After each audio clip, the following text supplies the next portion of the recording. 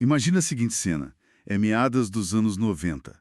Bastidores de uma turnê mundial de rock. Aquela clássica, né? Exato. Aquela coisa bem o cheiro de suor, cerveja derramada, fumaça de cigarro impregnando as paredes daquele camarim escuro. O puro suco do rock and roll. Sim, e de um lado a gente tem lendas absolutas do punk rock. Os Ramones, aquecendo ali e se preparando para subir ao palco. Gigantes. E do outro lado do corredor, a banda de abertura. 3 garotos sentados em um sofá surrado. Mas o detalhe é que eles não estão bebendo, nem quebrando o camarim. Definitivamente não. Eles estão com os cadernos abertos no colo, tentando, desesperadamente terminar o dever de casa de biologia antes do show. Nossa, é muito bom isso. E, para melhorar, as mães deles estão ali do lado, observando tudo. Atuando literalmente como acompanhantes legais da turnê, porque os moleques são menores de idade. É uma imagem absurda, não é? Totalmente surreal. É o tipo de situação que parece saída, sei lá, de um roteiro de comédia ruim de Hollywood, mas que foi a mais absoluta e bizarra realidade. O choque de 2 mundos que são completamente incompatíveis colidindo ali em tempo real. E é exatamente sobre essa anomalia que o nosso mergulho profundo vai tratar hoje. A missão desta análise detalhada é destrinchar o legado de uma banda australiana que, sinceramente, redefiniu completamente a ideia de precocidade na música, o Silverchair. Uma história que muita gente acha que conhece, mas não tem ideia da profundidade. Com certeza. E para quem está acompanhando, nós reunimos uma pilha de artigos fantásticos para basear essa discussão. Textos de portais como Tenho Mais Discos Que Amigos, o Igor Miranda, Rock on Board e o Road Metal. Fontes excelentes com muita informação de bastidor. Sim, e também várias críticas de época. O nosso objetivo aqui é entender como 3 moleques de 15 anos mudaram a cara do rock nos anos 90.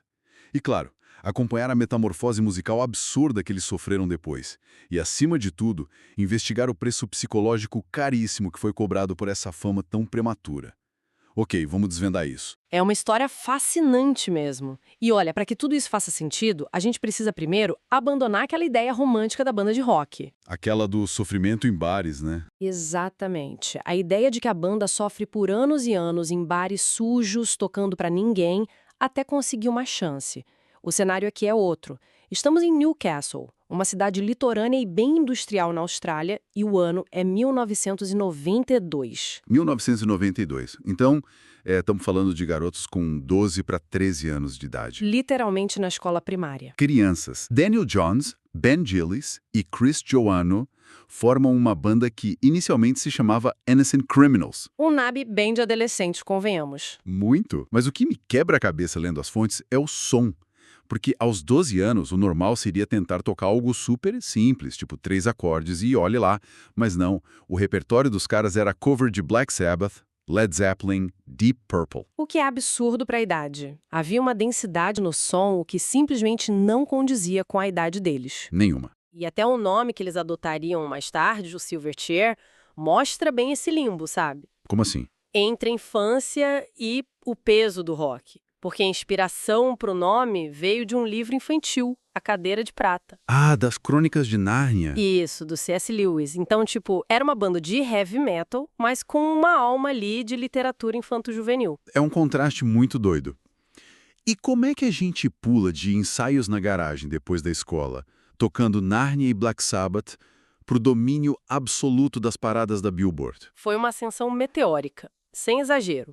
Lindo sobre essa época, o ponto de virada parece ter sido um concurso nacional de talentos em 94, certo? O famoso Pick Me. Sim, organizado pela TV SBS e pela rádio Triple J lá na Austrália. E a história diz que eles mandaram uma fita demo com uma música chamada Tomorrow e simplesmente ganharam um prêmio, desbancando bandas de adultos com anos e anos de estrada. Pois é, e o prêmio não era pouca coisa. Incluía tempo de estúdio de verdade profissional e a gravação de um videoclipe. O que, nos anos 90, era o passaporte para o sucesso. Exato.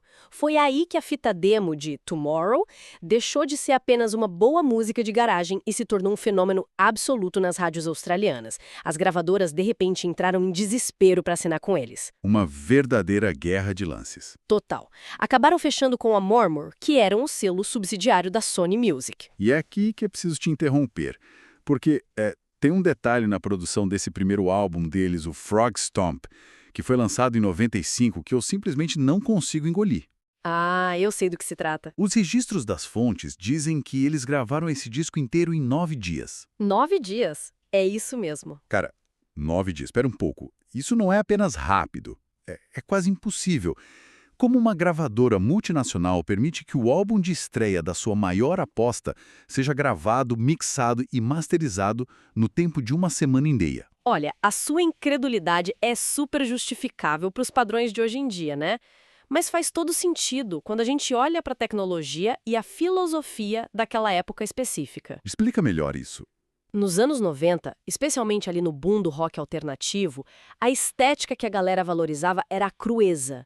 A gravadora não queria de jeito nenhum superproduzir os garotos e correu o risco de perder a energia visceral daquela fita demo que fez sucesso. Eles queriam engarrafar o raio ali mesmo. Exato. Então, a estratégia foi basicamente colocá-los em uma sala, microfonar os amplificadores e mandar os moleques tocarem as músicas ao vivo no estúdio. Sem Plix Track, sem nada disso. Sem dezenas de canais de gravação separados para arrumar depois, sem edições digitais infinitas que nem existiam direito. 9 dias é exatamente o tempo de capturar a performance bruta de 3 adolescentes tocando como se a vida dependesse daquilo. Faz sentido. Foi uma aposta pesada na energia pura. E, meu Deus, como deu certo! O álbum bateu número 1 na Austrália, número 1 na Nova Zelândia, entrou no cobiçado top 10 da Billboard americana. E vendeu horrores. Mais de 4 milhões de cópias. Mas, para quem não é tão familiarizado com as nuances do som daquela época, quando a gente diz nos artigos que eles eram vistos como a grande promessa do post-grunge, o que exatamente isso significava na prática? O que é fascinante aqui é entender o mercado da época.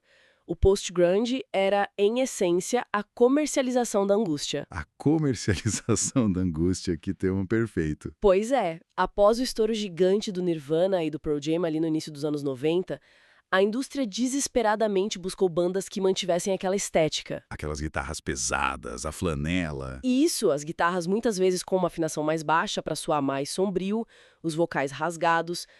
E aqui está o pulo do gato. Eles precisavam de refrões um pouco mais acessíveis para tocar na rádio durante o dia. Tinha que ser digerível para o grande público. Exatamente. O Silverchair se encaixava perfeitamente nisso. O que é meio cômico e trágico ao mesmo tempo, sabe? Porque o grande original de Seattle vinha de uma bagagem profunda de desilusão com o sonho americano, problemas com heroína, pobreza real. Traumas pesadíssimos. Sim. E ali no Silverchair a gente tinha 3 garotos de 15 anos de idade. Tem uma música no disco, Pure Massacre, que fala sobre os horrores da guerra. Eita, verdade. Eu fico imaginando, tipo, um garoto cantando com a veia do pescoço saltando sobre massacres globais no palco e no dia seguinte tendo que pedir para a mãe assinar o boletim de matemática porque tirou nota baixa. De onde vinha essa carga lírica se eles claramente não tinham vivência nenhuma para isso? Pois é, a desconexão é enorme, mas o próprio Daniel Johns admitiu, anos mais tarde, que essas primeiras composições eram inteiramente ficcionais. Ah, faz sentido. Eram baseadas puramente em tragédias que ele via nos noticiários da televisão, sabe? Assistindo ali na sala de casa à noite. Caramba, a visão de mundo pelos olhos do telejornal. Isso. Era a perspectiva de um adolescente tentando processar o mundo super violento que ele só conhecia através de uma tela, mas tudo isso filtrado por riffs de guitarra super pesados. Mas a ficção tem um limite, não é? A gente percebe, lendo o material, que manter essa máquina global de turnês operando, enquanto se tenta, literalmente, passar pela puberdade e pelo ensino médio, começa a cobrar um pedágio altíssimo. Insustentável, na verdade. Exato. E a história da banda mostra uma fratura muito, muito clara logo após essa explosão inicial. Eles lançam o Freak Show em 97, que ainda tem muita daquela raiva adolescente, sabe? Mas quando chegamos no álbum Neon Ballroom, de 99, o tom muda de forma brutal. Muda radicalmente porque a fonte de inspiração mudou. Se o Frog Stomp era sobre o que o Daniel Johns via na TV, o Neon Ballroom é frequentemente descrito, até pelo próprio compositor, como um diário em tempo real. Um diário aberto para o mundo. E especificamente da mente dele. A realidade bateu na porta, e bateu de frente. A pressão absurda de sustentar uma indústria milionária nas costas, antes sequer de chegar à vida adulta, fez com que ele desenvolvesse um quadro de ansiedade paralisante. E uma depressão profunda, de acordo com as fontes. E a coisa fica ainda mais física, não apenas psicológica. Sim, os relatos são bem tristes. Os textos que levos descrevem o desenvolvimento gravíssimo de anorexia nervosa. Há uma faixa muito icônica nesse disco, chamada Anna Song, com o subtítulo Open Fire. E eu confesso que demorei muito para entender o contexto quando ouvi pela primeira vez lá atrás. Muita gente achava que era uma música de amor. Exato. Eu achava que Anna era um interesse romântico. Mas não. Anna é a personificação, é o apelido que muitas pessoas que sofrem de distúrbios alimentares dão para anorexia. É isso mesmo. É uma forma de externalizar o problema enorme, de tratar a doença terrível como se fosse uma companheira constante. E os relatos dos bastidores dessa época do Neon Ballroom são francamente aterrorizantes. Eu li sobre a paranoia dele. O nível de paranoia chegou num ponto tão assustador que ele evitava qualquer restaurante. Ele não entrava em restaurantes de jeito nenhum. Porque ele achava que iam fazer alguma coisa com a comida, né? Ele tinha convicção absoluta de que os cozinheiros, ao reconhecerem que ele era o vocalista do Silverchair, tentariam envenenar a comida dele. Era um delírio fortíssimo. Ele não suportava a visão ou até mesmo o cheiro de comida. Meu Deus. Ele chegou a um estágio de desnutrição tão extremo que os médicos foram categóricos. Disseram para ele que se continuasse daquele jeito, o corpo dele simplesmente iria parar. Ele estava literalmente morrendo de fome ali na frente de todo mundo. Então, o que tudo isso significa? Como é que o show continua nessas condições? Porque eu me lembro bem de um contraste brutal que é relatado em vários dos artigos que analisamos. Em 2001, a banda veio ao Brasil. Ah, o Rock in Rio. Sim, tocaram no Rock in Rio. Era um mar de 250 mil pessoas. Eles eram visualmente os donos do mundo. A energia daquele show estava lá em cima. Mas, ao mesmo tempo, o motor principal daquela máquina de entretenimento estava falhando miseravelmente nos bastidores. Se conectarmos isso a uma perspectiva mais ampla, a gente vê uma das facetas mais perversas e frequentemente ignoradas da indústria do entretenimento. Qual? Existe um padrão histórico de transformar o sofrimento visceral de um artista em uma mercadoria extremamente lucrativa. O que o Jones entregou no Neon Ballroom não foi entretenimento, foi um grito de socorro. Uma catarse de pura dor, registrada em fita. Perfeito. E qual foi a resposta do mercado transformar essa dor em disco de platina? É uma dissonância cognitiva enorme. Imagina, você tem estádios lotados com milhares de fãs cantando a plenos pulmões o diagnóstico médico e a agonia de um homem. Isso. A grande maioria ali cantava sem ter a menor ideia do risco de vida iminente por trás de todas aquelas metáforas. Cara, é arrepiante pensar por esse lado. É como cantar um atestado de quase morte como se fosse um hino de festa adolescente de sexta-feira à noite. Mas é óbvio que o corpo humano não suporta esse nível de estresse por um tempo indefinido, certo? O colapso é inevitável. Para sobreviver, o Silverchair precisava matar o que o Silverchair era até então. Eles perceberam que aquele rótulo de filhotes do grunge de Seattle não apenas os limitava musicalmente, mas os adoecia fisicamente. E eles foram buscar uma reinvenção total da banda. O Diorama, de 2002, e o Young Mother, de 2007. Mudou da água para o vinho. A sonoridade abandona de vez aquele peso rasgado, a distorção no talo e mergulha em algo muito mais teatral, expansivo e bem grandioso. Aqui é onde a coisa fica realmente interessante, porque essa mudança toda não foi apenas um capricho artístico de um vocalista querendo ser diferente. Teve um gatilho biológico muito cruel no meio disso. O problema nas articulações, né? Isso. O Daniel Jones desenvolveu uma forma de artrite reativa. Era uma dor nas articulações tão intensa, tão debilitante que, segundo os relatos da época, em vários momentos ele mal conseguia segurar o braço da guitarra. Imagina para um guitarrista de rock. Pois é, muito menos tocar aqueles riffs pesados e super rápidos dos primeiros discos. E foi exatamente essa limitação física brutal que o forçou a sentar em frente a um piano para continuar a compor. E olha, do ponto de vista musical, essa é uma das viradas mais cruciais da história deles. Por que você diz isso? Porque a mecânica do instrumento em si muda completamente o cérebro do compositor. Deixa-me explicar o porquê. Por favor. Na guitarra, especialmente com aquelas afinações mais baixas do rock pesado que eles usavam, é muito fácil se apoiar no que chamamos de power chords. Sim, aqueles acordes de 2 ou 3 notas. Exato, acordes bem simples, focados apenas na força da batida e no ritmo. É uma composição baseada em blocos sonoros e riffs bem diretos. Certo, é aquele famoso peso da guitarra batendo no peito de quem está ouvindo. Exatamente. Mas quando você transfere a sua base de composição da guitarra para o piano, a história é outra. Você de repente tem 88 teclas à sua frente e 10 dedos totalmente livres para criar harmonias abertas. Um horizonte novo. O piano meio que convida naturalmente a melodias mais complexas, acordes diminutos, notas de passagem. O pensamento musical deixa de ser puramente linear, sabe? Ele expande. Ele se torna orquestral. O Jones começou a escutar texturas diferentes na cabeça dele, camadas de cordas e metais, ao invés de apenas uma parede gigante de distorção de guitarra. É a transição para o que a crítica chama de art rock, certo? Aquela música que foge da estrutura básica de verso, refrão e verso de novo e adiciona elementos de música clássica, um pouco de jazz ou até música de teatro. Uma maturidade impressionante para quem começou tocando grunge genérico. E eles não brincaram em serviço nessa nova fase. Para orquestrar tudo isso, todas essas ideias novas que vinham do piano, eles chamaram simplesmente o lendário Van Dyke Parks. Um gênio absoluto dos arranjos. Um mestre.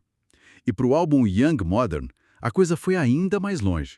Eles viajaram até Praga, na República Tcheca, só para gravar os instrumentos clássicos. Com a orquestra local? Com a Orquestra Filarmônica Tcheca. Imagina a jornada desses caras, de adolescentes tocando num quarto bagunçado em Newcastle, para estúdios super luxuosos na Europa, regendo uma orquestra centenária. Isso levanta uma questão importante sobre a coragem no mercado comercial da música. Como assim? Pensa bem, quando você tem uma fórmula pronta que te garante milhões e milhões de dólares e estádios sempre lotados pelo mundo todo, mudar o seu som de forma tão radical é quase considerado um suicídio comercial. É pedir para os fãs antigos irem embora. O baterista, o Ben Gillis, ele tem umas entrevistas muito sinceras sobre essa época onde ele confessa que a banda sabia muito bem o risco imenso que estava correndo.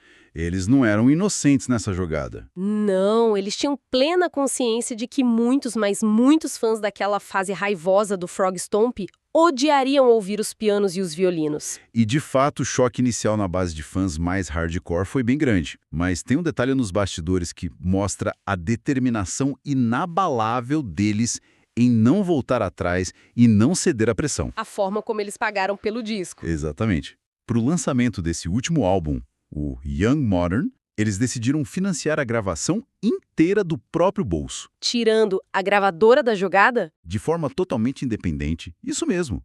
Fizeram o disco primeiro, para só depois licenciar para uma gravadora distribuir. Eles sabiam que se os executivos engravatados pagassem a conta caríssima do estúdio lá em Praga, iriam exigir no mínimo um novo hit pesado de rock para tocar nas rádios comerciais e recuperar o investimento. É a regra do jogo, né? Sim, mas financiando o próprio disco, ninguém, absolutamente ninguém, poderia dar palpites na arte deles.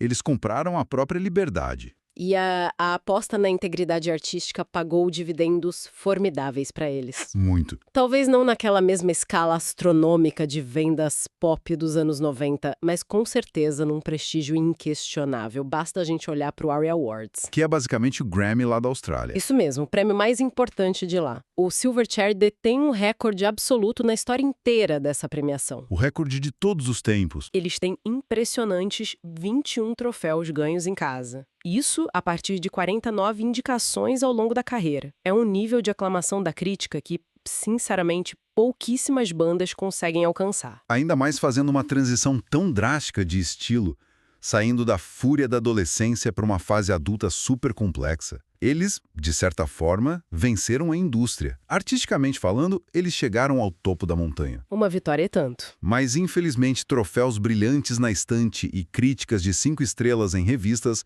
não curam traumas crônicos, né? De jeito nenhum.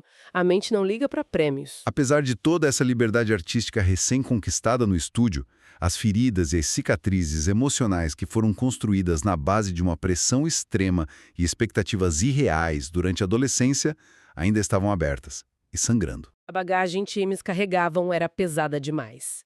O que nos leva, inevitavelmente, à fratura definitiva da banda. O fim da linha. Sim, em maio de 2011, a banda emitiu um comunicado oficial anunciando o que eles chamaram de uma, abre aspas, hibernação por tempo indeterminado. E nós sabemos muito bem que, nesse vocabulário corporativo da música, hibernação é muitas vezes apenas uma forma covarde de não dizer a palavra acabou, né? É o famoso deixar a porta encostada. Exato, deixa a porta ali encostada para, quem sabe, uma turnê de reunião super lucrativa no futuro, quando o dinheiro apertar. E parece, lendo as entrevistas recentes, que era exatamente isso que alguns membros da banda imaginavam. Especialmente o baterista. O Ben Gillis, em várias ocasiões ao longo dos anos seguintes, ele deu declarações para a imprensa sempre alimentando a esperança dos fãs saudosistas, soltando frases do tipo "nunca diga nunca", insinuando que a banda estava apenas tirando umas férias bem longas e que voltariam. Só que isso gerou um atrito imenso, mas imenso mesmo, com o Daniel Johns. Por quê? Porque, para ele, não era uma pausa estratégica de marketing, era uma questão de vida ou morte. A simples insinuação, o boato de que o Silverchair poderia voltar a fazer turnês, funcionava como um gatilho fortíssimo de ansiedade para ele. Nós. Ele precisava desesperadamente que aquele capítulo da vida dele fosse trancado com um cadeado bem pesado e jogado no fundo do mar, sem chance de volta. As palavras dele sobre isso, quando ele finalmente decidiu falar, foram extremamente duras e não deixaram nenhuma margem para interpretação de fã. Foram definitivas. Em uma entrevista posterior, comentando sobre toda essa pressão pública para voltar com a banda, o Johns foi categórico. Ele disse que não reuniria o Silverchair de jeito nenhum. E aqui eu abro aspas para a fala exata dele. Nem com uma arma na cabeça ou com uma oferta de $1 milhão. Uma resposta fortíssima. E ele também revelou algo que é, sinceramente, de partir o coração. Ele contou que o simples fato de escutar as músicas antigas da banda, aquelas que tocaram no rádio à exaustão, causa uma dor emocional física nele hoje em dia. É quase uma resposta psicossomática ao trauma. O passado dele, mesmo sendo brilhante musicalmente e adorado por milhões de pessoas, é um lugar inabitável para a mente dele. É o grau máximo de aversão ao trauma. Não tem outra explicação. Pensa bem, quando o som da sua própria voz, da obra que definiu a sua juventude e a sua vida, se torna um instrumento de tortura psicológica na sua cabeça, a única escolha racional e saudável que resta é o afastamento absoluto. Não tem como olhar para trás. E sabe o que mais chama a atenção de quem nos ouve em toda essa história? Eu acho que é a fotografia do momento atual. O contraste gritante entre o barulho ensurdecedor dos festivais lá do passado e o silêncio e a paz que eles escolheram agora.